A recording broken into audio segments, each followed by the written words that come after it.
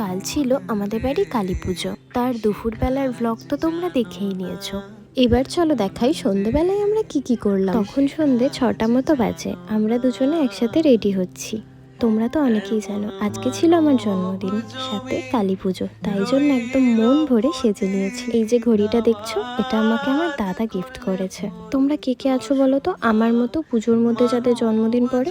পুজোর মধ্যে জন্মদিন পড়লে একটা খুব খারাপ জিনিস হয়, যেটা হচ্ছে একটাই গিফট দিয়ে বলে নেই এটা পুজো আর জন্মদিন দুটোরই। আর আজকে যেই শাড়িটা আমি পরেছি সেই শাড়িটা আমাকে জন্মদিনে বৌমনি গিফট করেছে। আর পুজো উপলক্ষে বৌমনির বাড়ি থেকে জেঠু জেঠিমা আসায় আমি কিছু ক্যাশও উপহারে পেয়েছি, আর মায়ের থেকেও ক্যাশ পেয়েছি উপহারে।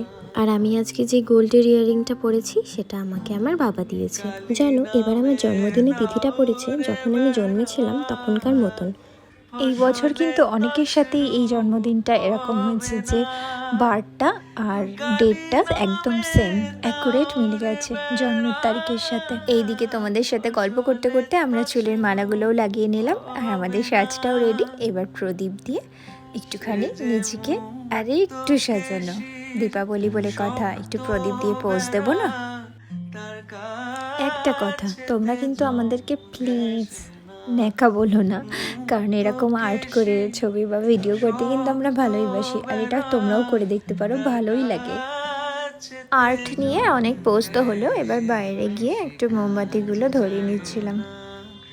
আর একবার তোমাদের সবাইকে আমার তরফ থেকে এগেইন হ্যাপি দিওয়ালি।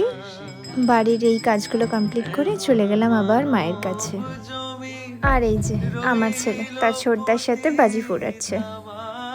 এখন তো ছোট, এখন আলু বোম তারাবাজি রং মশালেই ও খুশি। আর এইদিকে আমাদের অঞ্জলির টাইম হয়ে গেছে, ঠাকুরমশাই অঞ্জলি দিতে ডেকেছিল, তো আমরা অঞ্জলি দিচ্ছি।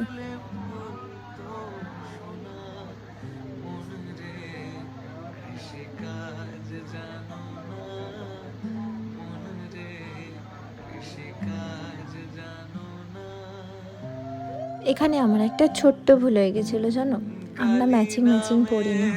আমার শাড়িটা না আমি দুদিনে সিলেক্ট করেছি, তো আমি ফার্স্টে ভেবেছিলাম অন্য একটা শাড়ি পরবো, দিয়ে লাস্টে দুদিনের মধ্যে এই ভাবলাম তাহলে একটা সাদা লাল পেরেই পরি, দিয়ে ওর সাথে আর ম্যাচিংটা আমার। দেখো তোমাদের বাড়িতে কি তোমাদের ঠাকুরমশাই এরকমভাবে পুজো করে? ঢাকের তালে কি সুন্দর নিচে পুজো করছে। পুজো শেষ হতেই আমরা সবাই মিলে একসাথে প্রসাদ খেলাম, তারপরে সবাই উপরে গেছিল পোলাও খেতে, কিন্তু আমার শরীরটা খারাপ ছিল তাই আমি আর যাইনি।